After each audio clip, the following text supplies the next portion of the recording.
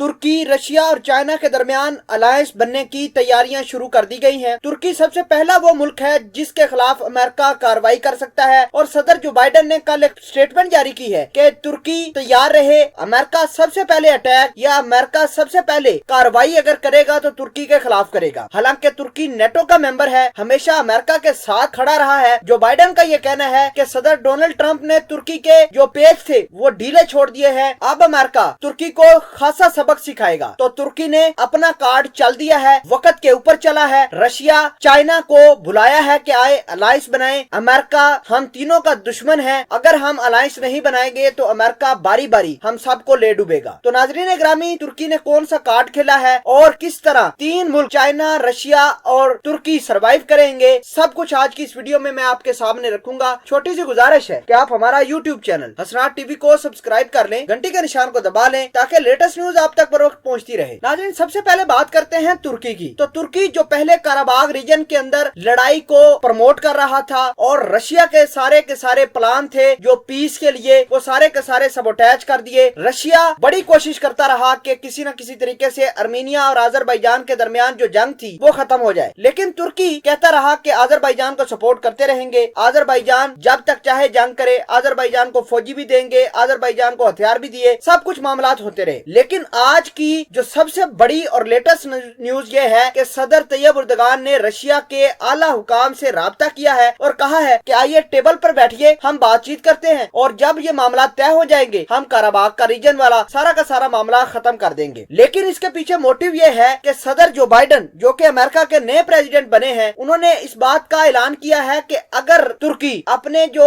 हमसाया मुल्क है उनके साथ जंग को बंद नहीं करता तो अमेरिका के पास सिर्फ एक ही ऑप्शन बचेगा, वो ये कि अमेरिका तुर्की के ऊपर अटैक कर दे। नाज़रीन ग्रामी, मैं आपको ये बताना चाहता हूँ कि अब तुर्की रशिया की तरफ इंक्लाइंड हो रहा है और रशिया की एक एक बात मानेगा, क्योंकि अमेरिका के डेमोक्रेट्स की ये तारीख रही है, जब भी आते हैं वो रशिया और तुर्की के खिलाफ काम करते रहे हैं। डेमोक्रेट का एक एक जो प्रेसिडेंट है वो इन मुमालक के खिलाफ चलता रहा है, पॉलिसियां बनाता रहा है। लेकिन अब रशिया और तुर्की को अलायंस बनाना चाहिए, अपने मामलात खत्म करने चाहिए, वरना अमेरिका के सदर जो बाइडेन बारी बारी रशिया को और फिर तुर्की को कुचल देंगे। और आपको ये भी बता दें कि तुर्की और रशिया अब चाइना की तरफ देख रहे हैं कि चाइना अगर हमारी सपोर्ट कर दे, हमारे साथ अलायंस बना ले तो अच्छा होगा। सदर जो बाइडेन पहला काम ये करना चाहते हैं कि वो तुर्की और रशिया की इकोनॉमी को तबाह करना चाहते हैं और एक ही दुनिया में ऐसा मुल्क है जो इन दोनों मुल्कों की इकोनॉमी को बचा सकता है, वो है चाइना। तो चाइना की तरफ ये दोनों मुल्क देख रहे हैं कि चाइना इनको सपोर्ट करे हर लिहाज से, अगर कल को लड़ाई होती है